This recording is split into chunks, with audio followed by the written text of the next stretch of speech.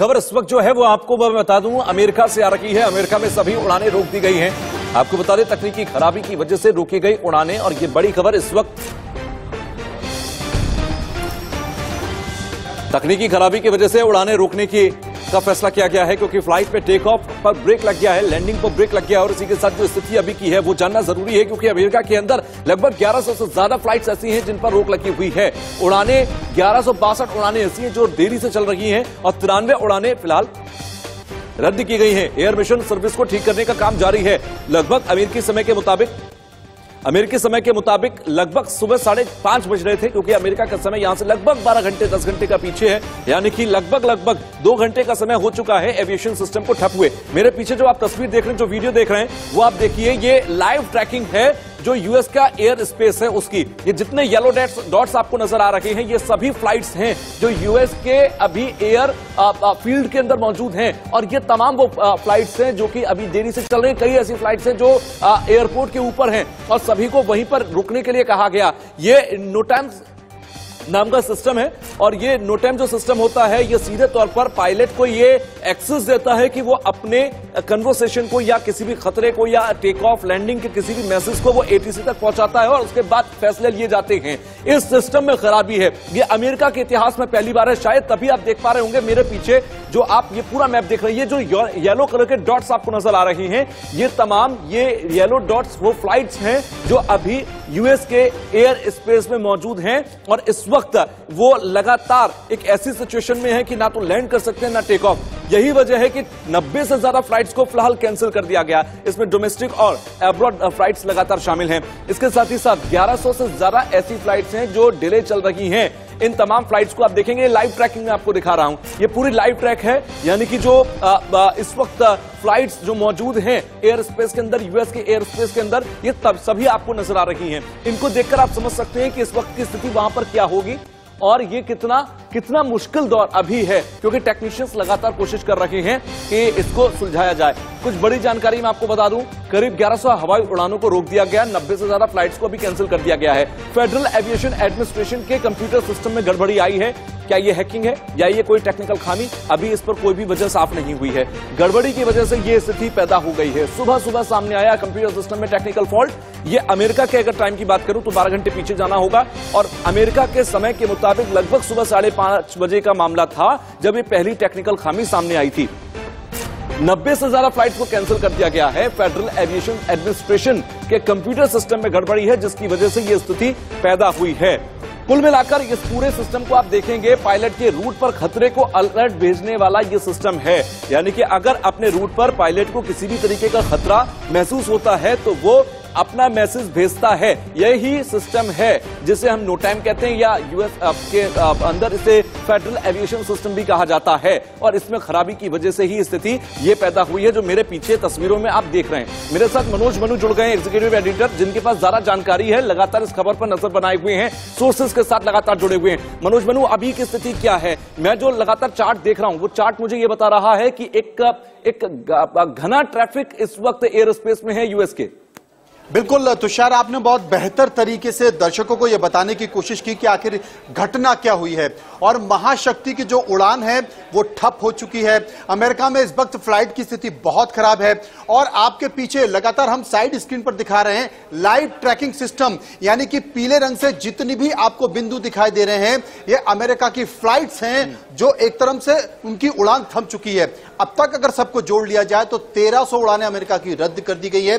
सबसे बड़ा एयरपोर्ट है जहां से पूरे देश भर में या पूरे विश्व में तमाम जगह पर फ्लाइट जाती हैं, वो फ्लाइट रुक गई है। और जैसे हमारे यहाँ एटीसी होता है, ठीक वैसे ही यहां पर एक FAA है, यानी कि फेडरल एविएशन एडमिनिस्ट्रेशन, उसकी अनुमति और उसकी अनुमति के बिना आप फ्लाइट को टेक ऑफ भी नहीं कर सकते, लैंड भी नहीं कर सकते। वो बहुत जरूरी होता है। और उसके कारण कम से कम वो सुरक्षा होती है कि आप किसी जगह से टकराए ना, किसी दूसरे, अगर कोई दूसरा प्लेन में आ रहा है आपके सामने तो उसकी स्थिति कम से कम आपको पता चल जाए, उसकी फ्रीक्वेंसी क्या है, उस फ्रीक्वेंसी को ये जो FAA है वो आपको बता देता है। तो कुल मिलाकर अफरा तफरी का माहौल है। आप जिसका जिक्र कर रहे थे कि आखिर ये क्यों हुआ है, एक्सपर्ट ये बता रहे हैं कि ये कोई साइबर अटैक हो सकता है। मैं इसी साइबर अटैक पर बात करना चाहता हूं, क्योंकि मेरे साथ रिटायर्ड कर्नल शिवदान सिंह साहब हैं, जो कि एविएशन एक्सपर्ट के तौर पर हमारे साथ जुड़े हैं और बेहतर तरीके से मुझे बता सकते हैं। साथ ही साथ वैशाली कदम भी हमारे साथ मुंबई से मेरे सहयोगी जुड़ गए हैं।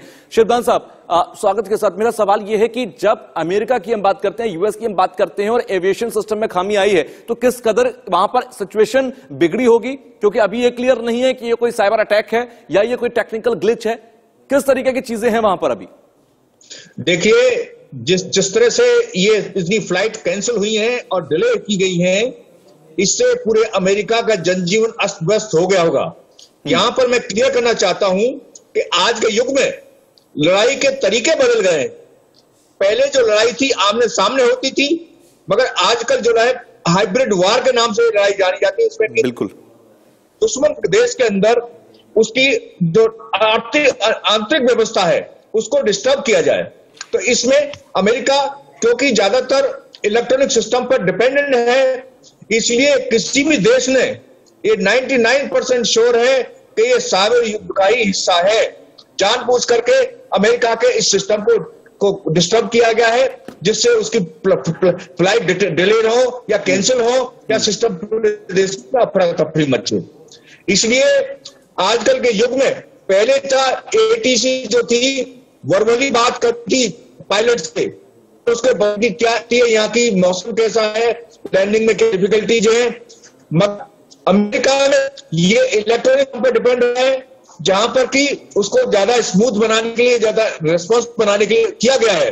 मगर आजकल के जमाने में यदि इलेक्ट्रॉनिक सिस्टम में साइबर सिक्योरिटी नहीं है 100% की, तो ये सिस्टम अक्सर दुश्मन उसको ठप कर सकता है। ठीक है सर, मैं आपके पास लौटता हूं। काफी दुश्मन है। मैं आपके पास लौटता हूं। विपिन जी भी मेरे साथ जुड़ गए हैं, एविएशन एक्सपर्ट हैं। विपिन जी, मैं समझना चाहूंगा कि जब हम एविएशन, फेडरल एविएशन सिस्टम की बात कर रहे हैं, नो टाइम की बात कर रहे हैं, ये कितना इंपॉर्टेंट है अमेरिका के लिए? और क्योंकि अभी मनोज जिस तरह से बता रहे थे कि एक तरीके से जहां भारत में ATC है, उसी तरीके से वहां पर यह सिस्टम है, और इसमें ग्लिच मतलब कोई भी फ्लाइट ना तो टेक ऑफ कर पाएगी सही तरीके से, ना लैंड कर पाएगी। तो ये तो एक बहुत ही मुझे लगता है क्योस की स्थिति होगी वहां पर। देखिए, note time is basically notice to airman होता है, और ये तब ये जो है कभी भी फ्लाइंग कंडीशंस चेंज होती हैं, चाहे आप ट्रैफिक की सिचुएशन चेंज हो या वेदर चेंज हो या कुछ और सिचुएशन चेंज होती, जो जिससे कि पायलट्स को कुछ ना कुछ अलर्ट मिलना चाहिए। ये अलर्टिंग सर्विसेज होती हैं। तो जब नो टाइम सर्विसेज क्रैश हो जाती हैं, तो उस समय जो है किसी भी तरह का अलर्ट पायलट के पास नहीं जा पाएगा। अब जब पायलट के पास अलर्ट नहीं जा पाएगा, तो पायलट को ये कॉन्फिडेंस नहीं रहेगा कि मेरी फ्लाइट सेफ है या नहीं है। ओके, तो जैसे अभी अमेरिका में ही हुआ। अब अमेरिका में आप देखिए, वेदर इतना खराब चल रहा है, स्नोफॉल, हिस्टोरिक स्नोफॉल हो रहा है, फ्लडिंग हो रही है। तो इन सब चीजों का जो है फ्लाइट ऑपरेशन में काफी बड़ा रोल है। स्पेशली अभी जो है वहां पे रात हो रही होगी, और मैं समझता हूँ कि इससे सिचुएशन और ज्यादा चैलेंजिंग हो जाती है। तो इसलिए ये जो सर्विसेज क्रिपल हुई है, एक बहुत बड़ी थ्रेट पोज करता है सेफ फ्लाइंग ऑपरेशन के लिए। इसलिए I think it's a very serious matter. ठीक है, मैं आपके पास लौटता हूं। मेरे साथ मेरे सहयोगी भी मुंबई से जुड़ी हुई हैं। क्योंकि लगातार कई फ्लाइट्स ऐसी हैं जो अमेरिका जाने वाली होंगी, यूएस जाने वाली होंगी, जो कि मुंबई से टेक ऑफ करेंगी। मुझे बताइए कि क्या एयरपोर्ट पर कई फ्लाइट्स डिलेड हुई हैं और इसका असर क्या मुंबई एयरपोर्ट पर भी है? बिल्कुल, मुंबई एयरपोर्ट और साथ ही दिल्ली एयरपोर्ट पर भी इसका असर देखने को मिल रहा है। मैं बता दूं कि एयर इंडिया जो है वो इंडिया से फ्लाइट्स ऑपरेट करती है यूएस जाने के लिए। यूएस जाने वाली फ्लाइट, अगर आपको यूएस जाना है तो आपको एयर इंडिया की फ्लाइट पकड़नी पड़ती है, और केवल एयर इंडिया की फ्लाइट पकड़नी पड़ती है। एयर इंडिया हर दिन 6 से 7 फ्लाइट्स जो है वो इंडिया से यूएस के लिए जाती है, एयर इंडिया की हर दिन, और मोस्टली मिडनाइट के बाद ये फ्लाइट्स निकलती हैं। तो एयर इंडिया ने जो है वो अपने 6 से 7 फ्लाइट्स में जितने भी पैसेंजर्स ने अपना उनके टिकट बुक हुए हैं उनको इत्तला कर दी है और साथ ही गाइडलाइंस को फॉलो करने के लिए भी कहा है। एक सूचना भी उनको दे दी गई है, सूचना पत्र दे दिया गया है कि इसको फॉलो करें। और एयर इंडिया ने कहा है पैसेंजर्स को कि देखिए तकनीकी खराबियां आई हुई है और वो यूएस के एंड से है, तो जो भी होगा यूएस के एंड से होगा। जितनी भी जल्दी तरीके से इस जो प्रॉब्लम है इसको सॉल्व करने की मशक्कत की जाएगी, लेकिन तब तक आप संयम बनाए रखें, ऐसा मैसेज जो है अब एयर इंडिया की तरफ से इंडियन पैसेंजर्स को दिया गया है। जितनी भी फ्लाइट्स मुंबई हो, दिल्ली हो, एयरपोर्ट से एयर इंडिया जो है वो यूएस के लिए हर दिन उनकी निकलती है। तो हम देख सकते हैं कि 6 से 7 फ्लाइट सैकड़ों लोग जो है वो हर दिन जाते रहते हैं, हर हफ्ते जाते रहते हैं इंडिया से यूएस के लिए। और ऐसे में बहुत ही ज्यादा जो पैनिक सिचुएशन है वो यहाँ पर भी इंडिया में भी दिखाई दे रहा है, क्योंकि कई लोगों ने अपनी जो फ्लाइट्स हम जान रहे हैं पैसेंजर से, उन्होंने 1 महीना 2 महीना पहले बुक की हुई है। उनका एक शेड्यूल है जिस मुकम्मल टाइम पे उनको पहुंचना है अपने जगह पे, वो पहुंच नहीं पा रहे हैं। काफी एक नाराजगी भी है कि सडनली एक बड़े क्योस की स्थिति होगी। मैं इस बात को बहुत अच्छी तरह से अंडरस्टैंड किया जा सकता है। मनोज मनु के पास मैं जाता हूं। सुबह लगभग अमेरिकी समय के मुताबिक सुबह लगभग 5:30 बजे, क्योंकि अभी मैं जब टाइम चेक कर रहा हूं तो वहां पर 7:40 हो रहे हैं सुबह के, यानी कि 2 घंटे का समय पूरा हो चुका है। 2 घंटे में अभी तक तमाम टेक्नीशियंस की टीम वहां पर कोशिश कर रही होगी सिस्टम को ठीक करने की। कोई इस तरीके की खबर मिली है कि क्या यह साइबर अटैक है या ये कोई टेक्निकल ग्लिच है उनके सॉफ्टवेयर का? देखिए, एक्सपर्ट बता रहे हैं कि ये साइबर अटैक हो सकता है, लेकिन जो ताजा अमेरिकी परवहन मंत्री का बयान आया है, उन्होंने कहा है कि FAA का जो सिस्टम है वो धीरे धीरे रिस्टोर हो रहा है, वो ठीक होने की स्थिति में है, वो चालू हो रहा है, क्योंकि तमाम जो फ्लाइट्स हैं वहां पर एक अजीब सा नजारा है। और आप जब तकनीक पर निर्भर होते हैं और तकनीक जब धोखा देती है तो इसी तरह की तस्वीरें सामने आती हैं। और अमेरिका जैसी महाशक्ति की उड़ान अगर ठप पड़ जाए, पूरी तरह से ठप पड़ जाए, तो आप इसे क्या कहेंगे? अगर 1300 उड़ानें रद्द होने की स्थिति में हैं तो आप इसे क्या कहेंगे? और अमेरिका के पास कोई जवाब नहीं है। और आपने जैसा कि बताया कि 2-2.5 घंटे हो गए, कोई जवाब किसी को नहीं है। और अभी तक यह भी नहीं पता लगाया जा सका है कि आपके सिस्टम में खामी क्या है। बस इतना कहा जा रहा अमेरिकी परिवहन मंत्री के द्वारा, FAA के द्वारा, कि हम अपने सिस्टम को रिस्टोर कर रहे हैं और वो थोड़ा थोड़ा काम कर रहा है, वो धीरे धीरे रिस्टोर हो रहा है। इस तरह का बयान दिया जा रहा है।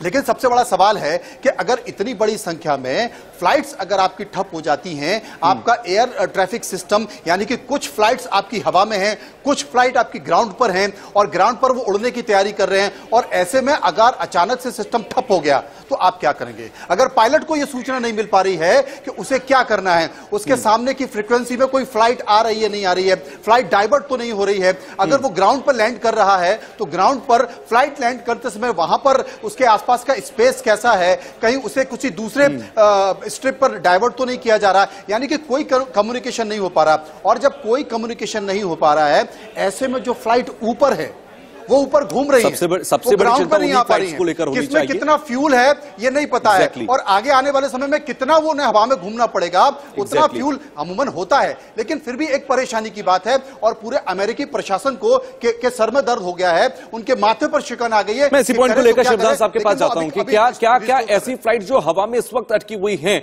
ऐसी फ्लाइट्स, क्योंकि इसी सिस्टम के जरिए पायलट कनेक्ट होता है और उसे सारे कमांड मिलते हैं, वेदर रिपोर्ट्स या फिर रनवे रिपोर्ट, या फिर उसे डाइवर्ट होना है तो कहां जाना है, कौन से एयरपोर्ट पे, क्या ये सारी चीजें होती हैं? उसे कब तक सस्टेन करना है एयर स्पेस में, ये भी रिपोर्ट इसी के जरिए जाती है, जितनी मेरी जानकारी है। शिवदान साहब, मुझे आप ये बताइए कि ऐसी सिचुएशन में अगर सिस्टम काम नहीं कर रहा तो क्या ऑप्शन ए और ऑप्शन बी के तौर पर कोई और भी ऑप्शन होता है कम्युनिकेशन के लिए पायलट्स के साथ? देखिए, ऐसा होता है, ऐसी स्थिति में पायलट इमरजेंसी लैंडिंग किसी भी दूसरे एयरफील्ड पर कर सकता है, मगर इस केस में पूरे अमेरिका का सिस्टम डाउन हो रखा है और अमेरिका से किसी भी एयरफील्ड पर लैंडिंग पॉसिबल नहीं हो पा रही है। इसी की वजह से ये एक ज्यादा चिंता बढ़ी हुई है एडमिनिस्ट्रेशन में। अदरवाइज यदि किसी एक ही एयरफील्ड पर इस तरह का सिस्टम, यानी कि सबसे बड़ी बात यह है कि इमरजेंसी लैंडिंग भी अगर करनी है तो उसके लिए भी उसे एक बार रनवे की रिपोर्ट लेनी होगी और उसके लिए एटलीस्ट उसे कम्युनिकेशन करना होगा एयर कंट्रोल पैनल के साथ। आप सभी का बहुत बहुत शुक्रिया। हम लगातार नजर बनाए हुए, मनोज आप भी लगातार नजर बनाकर रखिएगा। मैं अपडेट अपने दर्शकों के लिए एक छोटे से ब्रेक के बाद लेकर आऊंगा। एक छोटा